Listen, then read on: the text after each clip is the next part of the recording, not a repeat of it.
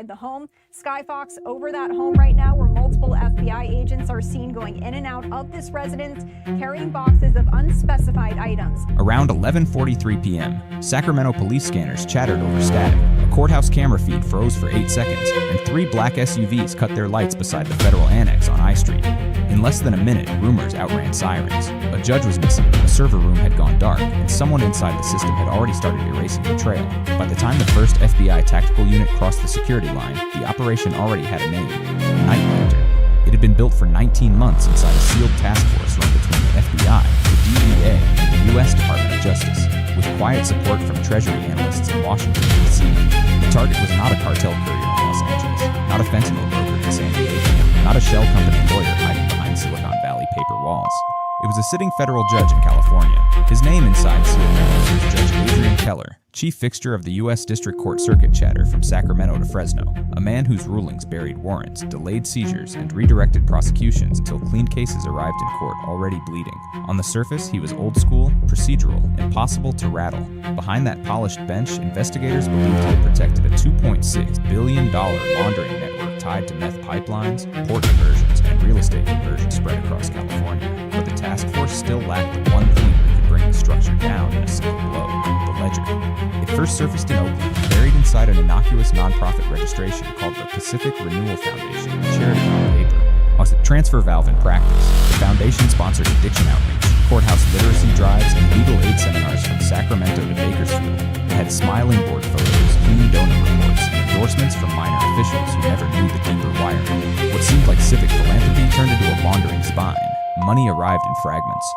$480,000 from a shipping broker in Long Beach, $3.2 million through construction retainers in Fresno, $74 million rooted into land acquisitions outside Stockton, then broken again through micro-contracts too dull for headlines. The DEA flagged narcotics-linked movement. The FBI found judicial interference surrounding sealed warrants. DOJ auditors noticed case files transferred off pattern, always just before major seizures. Nothing external, internal. Most the first break came from a street informant in East Los Angeles who only spoke in half sentences and burner codes. He never named Keller directly. He called the protected route Glass Harbor, a street code name whispered between brokers who moved powder north, cash south, and records nowhere. According to him, the shipment fell under federal review. One phone call to Sacramento could make the clock bend.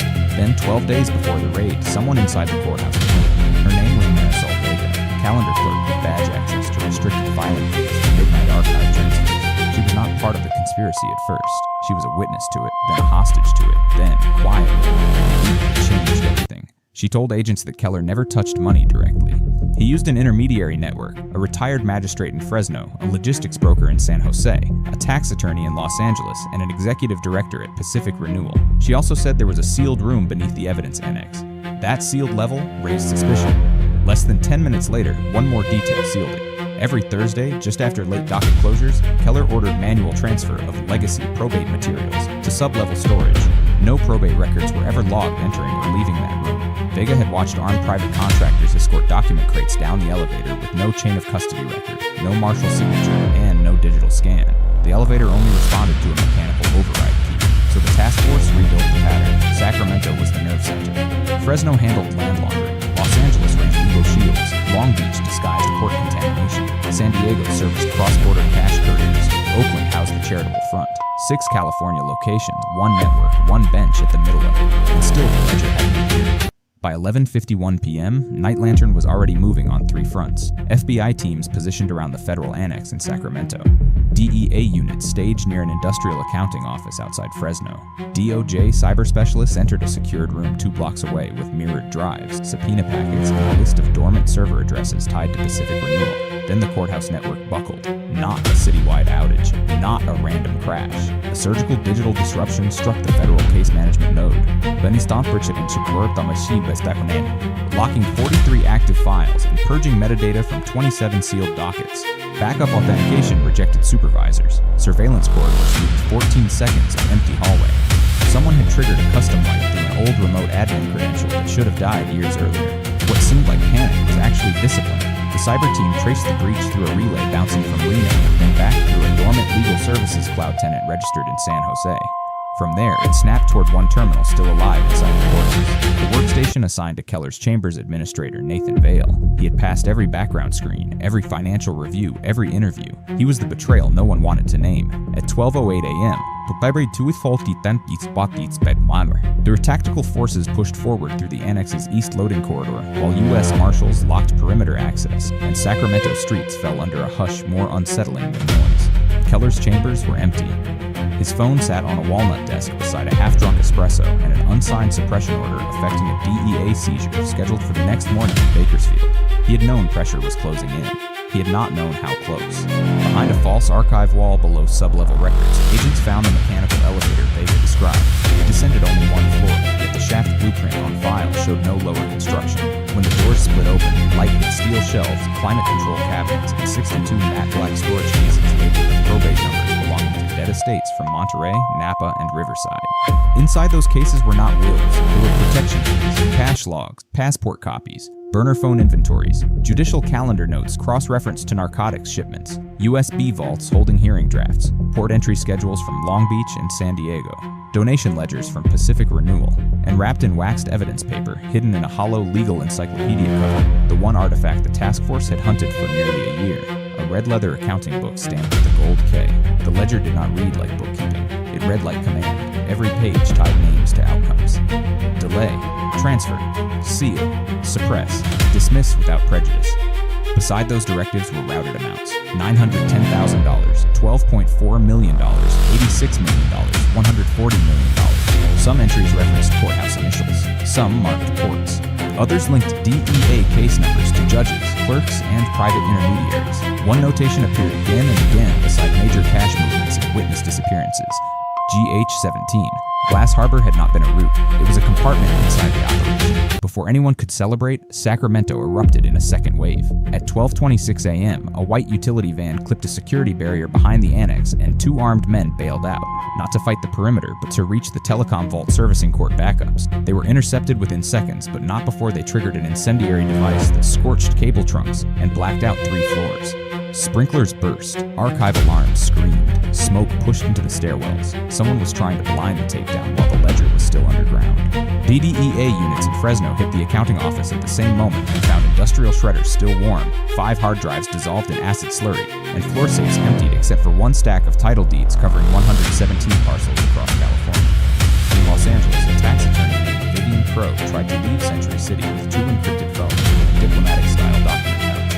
In Oakland, Pacific Renewal's executive director locked herself in a conference room and attempted a remote wipe from a laptop that had already been mirrored by federal cyber agents 22 minutes earlier. The entire machine was moving as Sacramento had breached from the inside, and Keller was still missing. Public tension spread before sunrise. Helicopters circled over Sacramento. Reporters clustered near the Robert T. Mitsui Federal Complex. In Fresno, courthouse staff refused comment as subpoenas rolled out. In Los Angeles, legal blogs whispered about sealed warrants involving a senior federal jurist. Across California, trust did not collapse all at once. It cracked in visible lines. People could understand cartels. They could understand crooked brokers. A federal judge was different. By 12:41 a.m., the cyber trace that began as a courthouse failure finished its arc. DOJ analysts reconstructed the intrusion path from the dead admin credential to Vale's terminal, then to a private fiber line leased under the Pacific Renewal Foundation, then onward to a residence outside Carmichael registered to a shell trust. Thermal imagery from an FBI overflight showed one occupant moving between rooms and one detached garage still lit. Inside the garage, agents found Keller, not in robes, not composed. He was dressed for flight in a charcoal overcoat, carrying a hard-case laptop, $240,000 in vacuum-sealed bundles, 3 foreign passports, and a handwritten departure list naming Tijuana, Ensenada, and a private marina south of the border. He did not surrender immediately. He stalled. He asked which warrant they were serving. He asked who had signed it. He asked whether the Attorney General understood the consequences of breaking judicial independence in the dark. No one answered him. The answer was already in the ledger. Nathan Vale was arrested 7 minutes later trying to reach Interstate 80 in a county vehicle with clone plates. Under the passenger seat was the missing override key to the sub-level elevator and a flash drive containing the kill script that crippled courthouse systems, where the malware had a label embedded in the code comments, almost arrogant in its simplicity. Lantern_fall. That was the trace. That was the betrayal. And it ran deeper still. The red ledger tied Vale's credential activity to private contractors and campaign intermediaries, and a consulting firm in San Jose that had laundered compliance audits for years. One appendix mapped hearing gates against narcotics corridor surges from San Diego through the Central Valley.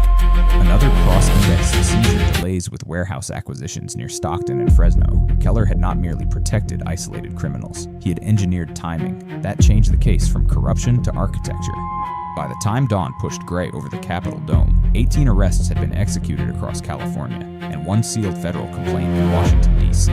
He had expanded into a racketeering structure with narcotics, laundering, cyber sabotage, obstruction, bribery, and conspiracy counts. The Pacific Renewal Foundation was shut down before noon. Its donor wall, once crowded with local praise and polished mission slogans, became evidence.